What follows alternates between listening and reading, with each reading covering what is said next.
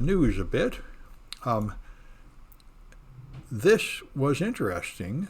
There is a market to buy cookies, and this is an invite-only market, and they've got 400,000 compromised machines inside companies. I've heard about this before, but they have their browser cookies, their logins, and fingerprints for impersonation, they say. But it's got saved cookies and saved credentials, so I think you could log into services like Slack and such, and then imitate people. They found someone in the Ministry of Internal Affairs for Georgia with credentials for a mail server for $1. So that would appear to make it seem like you could send mail from inside that company. I've heard about this for years, but I haven't seen such nice, clear screenshots and everything of exactly how it works. Yeah, anyway, so that's interesting stuff. It's been sort of a well-known fact for a while that machines inside every company are for sale. So here's some response from customers considering what they think, and the number of Android users that would like to switch to Apple has dropped greatly, like by half, because Apple's big sales point for years has been their extreme position on privacy. And I see I haven't got my camera working. Let me see if I can fix that. Remember, I have to go here and then come back. All right, just a moment. There are a few problems here. There, that might make it better. Come on, come on. There, that's an improvement. Anyway, so Apple was so extreme about privacy, they wouldn't let the FBI get into the phone of a dead terrorist, claiming that there's somehow somebody's privacy still involved. And now they're putting a backdoor in the phones to scan the photos. So people are getting all upset.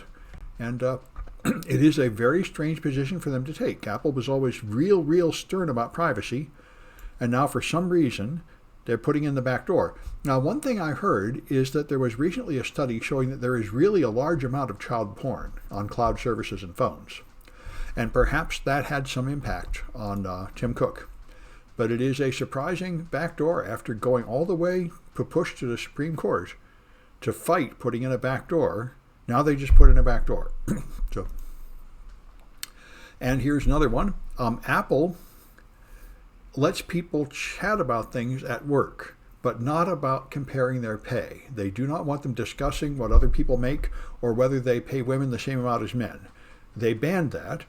And they said the reason they had to ban it was because of the terms of use for Slack for use at Apple, but those terms of use were written by Apple.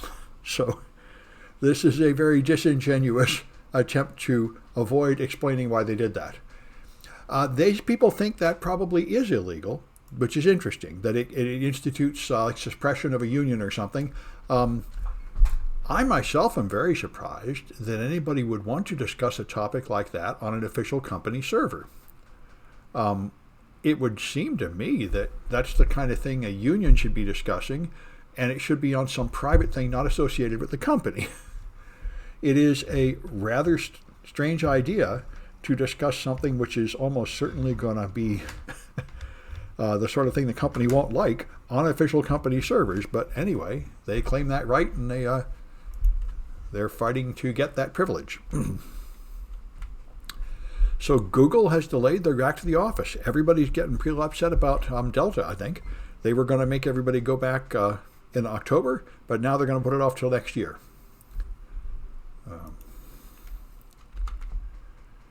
And here's Delta. This is the United States. Cases per 100,000, cases per million. And as you can see, just since July and August, we have become the world leader again in COVID. Of course, I wondered how much I should panic and not go out anymore and stuff, but then this is really cases, not deaths. Vaccinated people still have a less than 1% chance of getting COVID, apparently, and a very small chance of getting hospitalization or death. So I'm beginning to think that we need to do what some other nations I've read about has done. We just need to start opening everything up and going back there and accepting this. It's never going to get any better. It's never going to get a lot better. COVID is going to be with us forever, and we're just going to have to get used to masking and other things like that. But we might as well get together and do things. We all went to DEF CON, and as far as I can tell, it was okay. So one issue is opening up schools, of course. City College is still shut this semester, and they haven't even decided if they're going to open next semester. Of course, at City College, there's a special problem that nobody's in charge. But in any case, I think we need to open up the schools and everything and just implement other precautions, because I think it's not going away. But we'll see. It presumably will get somewhat better when we have a lot more mask mandates, now that we have the official FDA approval. San Francisco is having strict mask mandates. The federal government is. Some airplanes are. Pretty soon, it's going to become very difficult to live your life without getting vaccinated, and that will apparently provoke maybe about half the unvaccinated people to get vaccinated, but that won't be enough to get rid of it.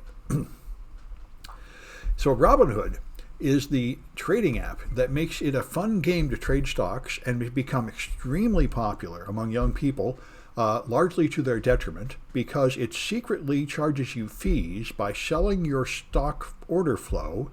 And as far as I can understand this, they arrange people to essentially man in the middle of your purchases, so the prices you pay for things are a little bit higher than they should be. So they have a concealed pricing structure.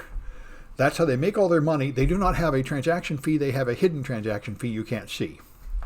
Yeah, well, as people say hand washing, I don't think hand washing is relevant for COVID, really. I think it spreads through the air, although it's good for other diseases.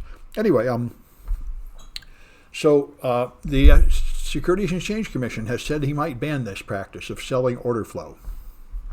And that would greatly impair Robinhood's profit model. We'll see what comes of that. I was pleased to see this.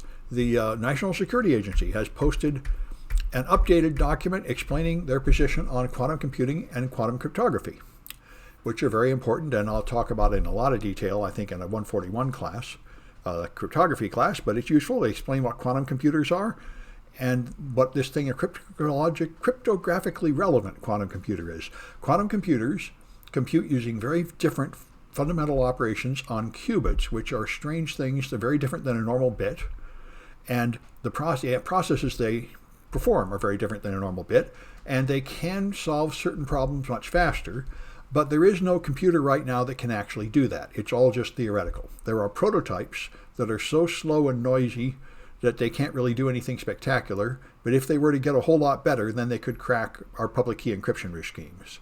And so they talk about this and talk about the new quantum cryptography schemes that are being developed to resist quantum computers, and a lot of other good stuff here, such as quantum key distribution and so on. So we'll talk more about that later, but in the other class. But I think it's nice to see an official document from the NSA about this. All right, and so I think it's time for the official stuff. Let me stop this recording.